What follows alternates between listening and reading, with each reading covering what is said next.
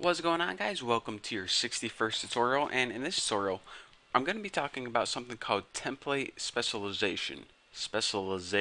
There we go. Might take me a few times to get it, but basically what template specialization is it's a way to make a class that has a different implementation when a specific type is passed into it.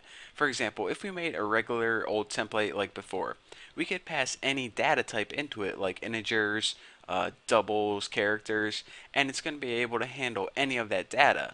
Well, in this tutorial, I'm going to be showing you guys, say for example, you want to build a template to handle all numbers, but you want it to do something a little different when it handled characters because, let's say you wanted to build a class that handled numbers and it added them together. Well, you can't use all these same functions whenever you're adding letters together, or else you're going to get a bunch of errors. So it's basically a way of working with a specific type of data in a different way than you would regular. So let's go ahead, and the first thing I'm going to do is build a regular template, and I'm going to compare it to this new specialized template. So our boss came up to us and he's like, Bucky, why is he talking to us and only using my name? I'm not sure, but he's a little weird. So he's like, Bucky, I want you to build a template to handle all types of data.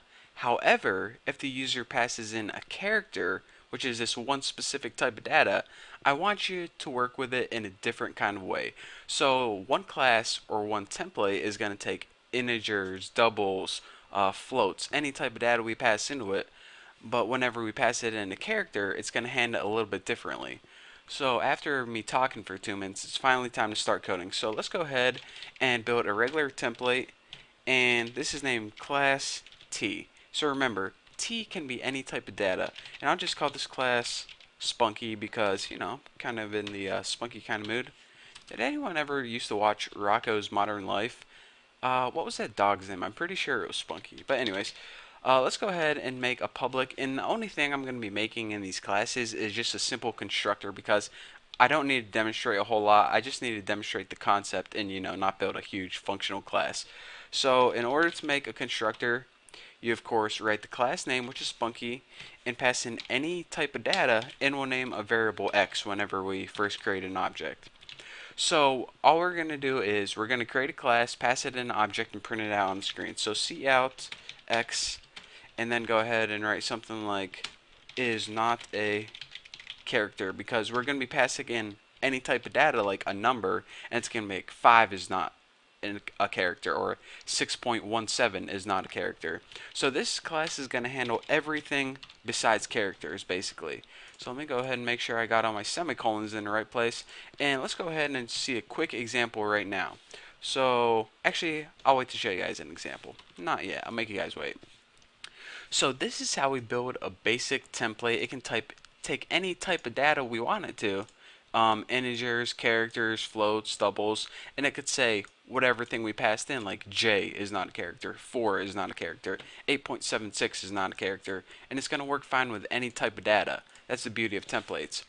So say whenever the user passes in a character, we want it to be able to do something differently. Well, that's where template specialization comes in. And in order to do this, go ahead and type template with empty parameters right there, or empty angle brackets. This is the line where we tell C++ we're going to be using template specialization, and in the next line we're going to tell it what type of data this class should handle. So this, again, we can name it the same class as before because the main implementation doesn't really change. It's only the data type in concept. And the class, or excuse me, and you write your class name, and in between the angle brackets after your name, you write what type of data should this class handle. Alright, this is a special class that I want to handle characters. Characters only. Nothing to do with numbers or any other data type, anything like that. This class is only going to be for characters. So again, one last time, the only thing that's really going to change is this line, which tells C++ we're going to be using template specialization, and this class that says, alright, since you're using template specialization, what type of data should this specialize in? And this class is going to specialize in characters. So let's go ahead and make that constructor public. And of course, it's the same. spunky. However, in your parameters after it, you don't write tx because remember, t is a generic data type. Since this class is only for characters, go ahead and write character right there. And now the body is just like before. Let's go ahead and copy this, copy right there, and paste it right there. Except we can't have x is not a character. We can write x is indeed. Oops, no more explanation points needed. Is indeed a character. So basically, how our program is going to work is this. We're going to be creating objects, and we're going to be creating objects of a bunch of different types: integers, doubles, characters. Whenever our computer program comes across the character, it's going to handle it with this specialized template. Any other type of data besides character is going to go to this generic template or generic class. So, any numeric data such as integers, doubles, floats, yada yada yada, this is going to handle it. But once it sees it's working with a character, it's going to handle this class right here. So it's going to be like 4 is not a character, 8.0 is not a character. But if we throw in something like J or Z, it's going to say Z is indeed a character. So don't believe me? Well, let me go ahead and prove it to you guys. So the first thing I want to mention is, I know I didn't tell you guys this, but you can explicitly, well, let me say this. Whenever we passed in a data type before, C++ already automatically recognized what type of data type that was, but you can also do something like this. You could throw in your angle brackets the data type right after the class name, and this helps C++ out. And oh great, there's a motorcycle driving by right now. And this helps C++ out by, it basically changes this to T, or it substitutes T for the data type. It's kind of just a a nice little hint for Objective C. So let's go ahead and make object 1, and since we're going to be working with integers, we'll go ahead and pass in 7. So now let's go ahead and copy this, save us some typing. And now let's create 2 more objects. So 2 and 3. In our next object, we're working with double, and remember, a double is basically something that you can use decimal points like 3.154. And now for our third one, let's go ahead and use that character. And remember, a character is just a letter, so Q or something like that. So basically what's going to happen is this. It's going to come across this, sees it's working with integers, and use this generic template right here.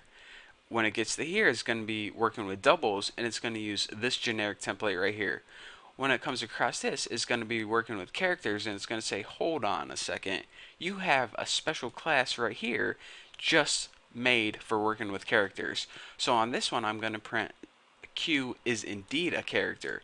So let's go ahead and build and run this, see if I forgot any semicolons, and it looks good. So 7 is not a character. 3.154 is not a character. Q is indeed a character. So as you can see, these first 2 lines right here use the generic template class, and the last one, whenever we had a character in there, it used that specialized character template class. So there you can see the beauty of specialized, or excuse me, they're called template specialization. So there you go. It's basically specialization with one data type. In other words, you have a different implementation when a specific data type is passed in this case, character. So there you go. I hope you understand it. If you don't, just go ahead and ask me on my forum, or leave a comment below, and I'll try to answer it for you guys. So thank you guys for watching. Don't forget to subscribe to my channel, and I will see you guys in the next video.